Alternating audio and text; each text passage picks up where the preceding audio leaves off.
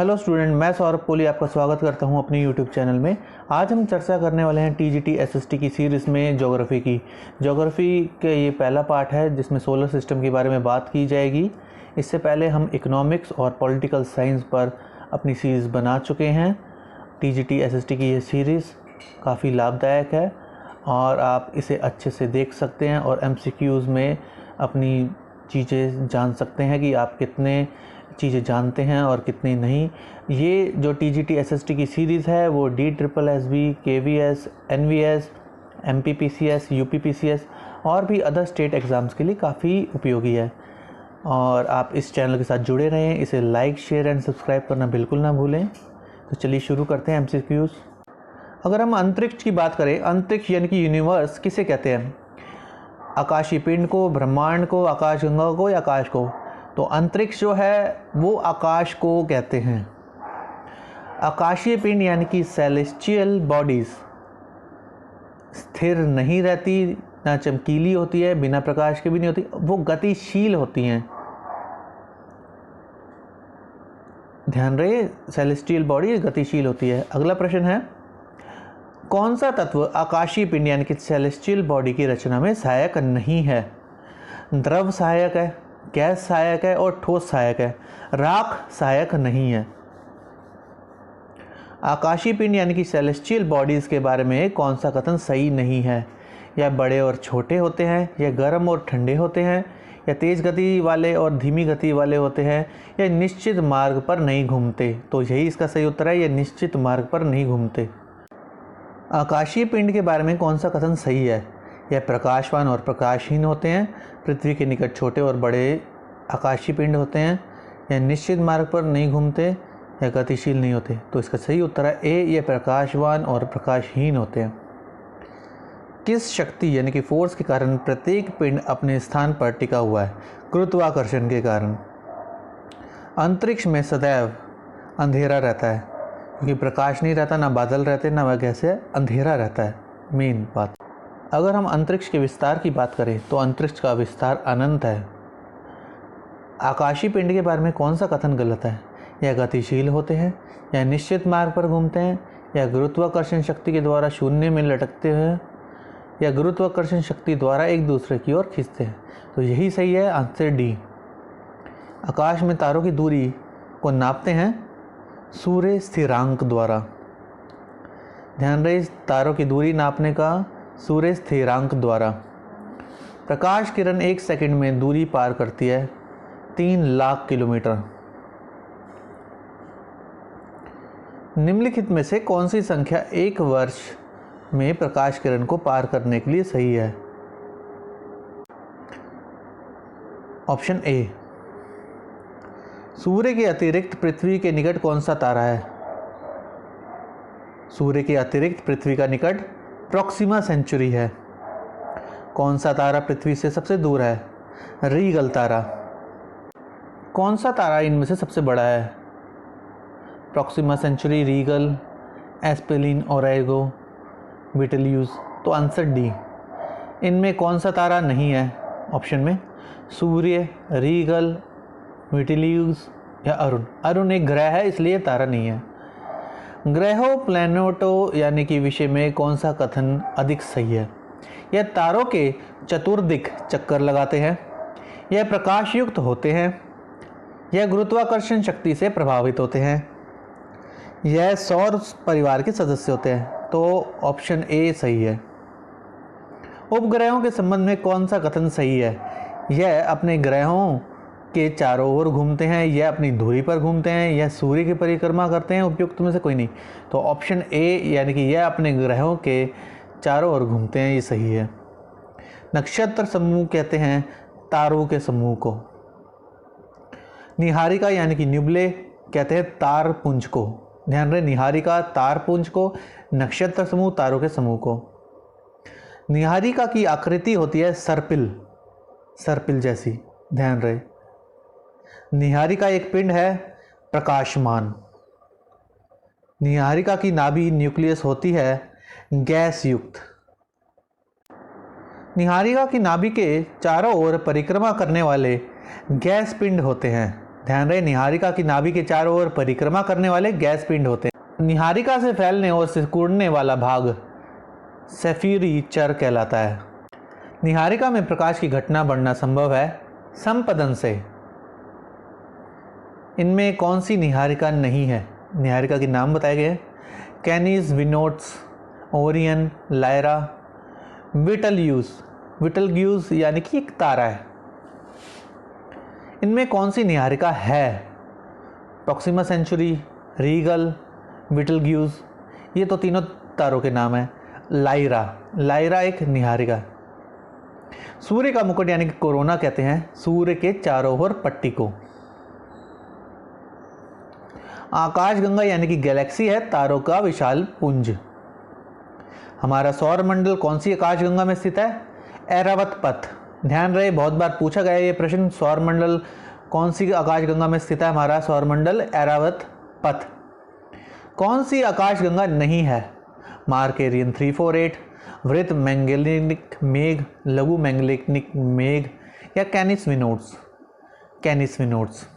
कौन सी आकाशगंगा है? लघु मैंगलेनिक मेघ। क्योंकि लीगल, सेफिरीचर और एस्प्लिन ये नहीं है। इनमें से कौन सी आकाशगंगा नहीं है? सेफिरीचर।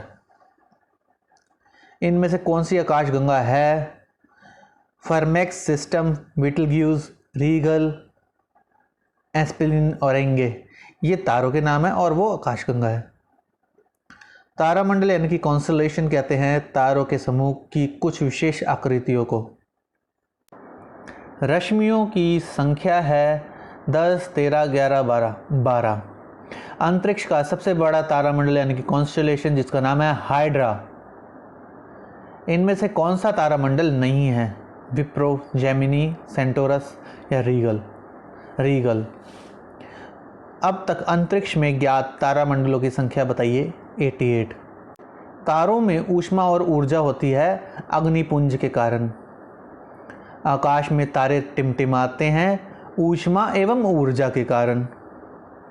अगला प्रश्न, ग्रह यानी कि प्लैनेट्स प्रज्वलित नहीं होते हैं क्योंकि केंद्र में अपेक्षित ताप और दाब नहीं होता। उपग्रह यानी कि सैटेलाइट प्रकाश ग्रहण करते हैं आकाश से, ग्रह से, तारे से और ब्रह्मांड से, तारे से। उल्का यानी कि मेटेओर्स के बारे में, ये ग्रह है, ये एक टूटा हुआ आकाश में तारा है, एक तारों का समूह है, एक नक्षत्रों का समूह है, एक टूटा हुआ आकाश में तारा है। उल्कापात यानी कि मेटेरॉइड्स कहते हैं पृथ्वी पर टूट कर गिरने वाली उल्का को। उल्का की रचना में इनमें से कौन सा तत्व नहीं है? लोहा, एल्युमिनियम, निकल या कार्बन डाइऑक्साइड। कार्बन डाइऑक्साइड नहीं है। इनमें से कौन सा तत्व उल्का में नहीं मिलता? गैस, ठोस या कोई नहीं? तरल नहीं मिलता।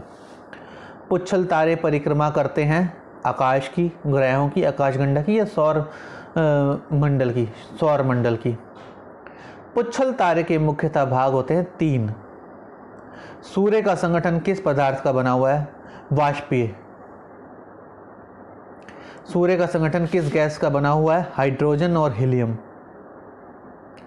सूर्य के धरातल के तापमान के लिए कौन से आंकड़े सही हैं? 6000 डिग्री सेंटीग्रेड सूर्य के धरातल का तापमान है। सूर्य का मध्य भाग क्या कहलाता है? प्रकाश मंडल यानी कि फोटोस्फीयर।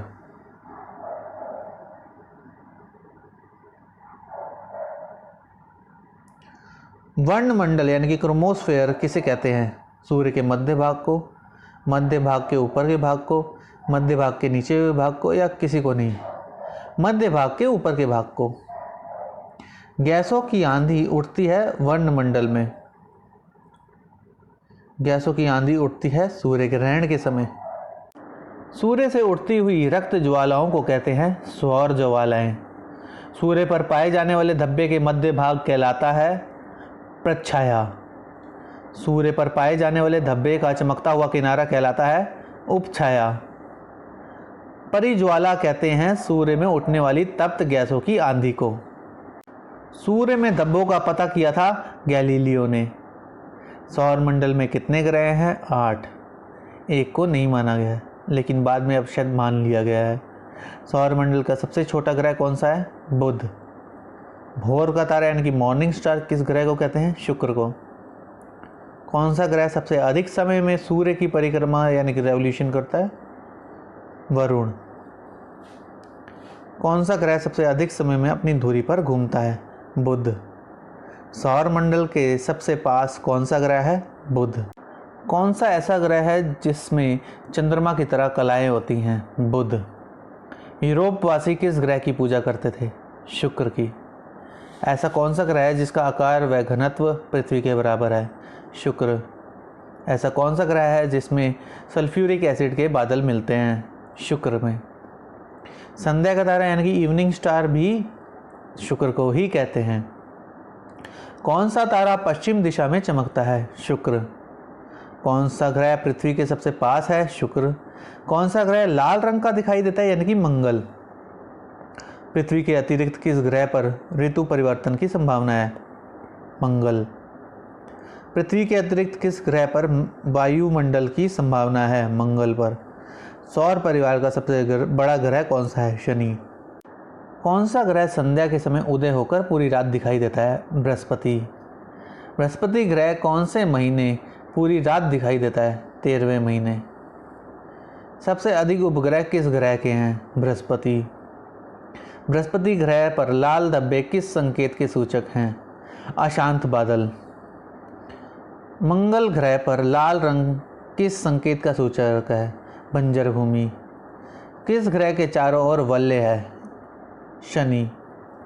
शनि ग्रह का सबसे बड़ा उपग्रह है टाइटन। शनि ग्रह का सबसे छोटा उपग्रह है फॉवे। कौन सा ग्रह पश्चिम की ओर भ्रमण करता है? अरुण। किस ग्रह पर सूर्य पश्चिम में उगता है? अरुण। किस ग्रह का प्रकाश हरे रंग का दिखाई देता है? अरुण पर। सौर मंडल का सबसे गर्म ग्रह है शुक्र। सौर परिवार का सबसे दूर ग्रह कौन सा है? वरुण यानी कि प्लूटो और अरुण यानी कि नेपच्यून।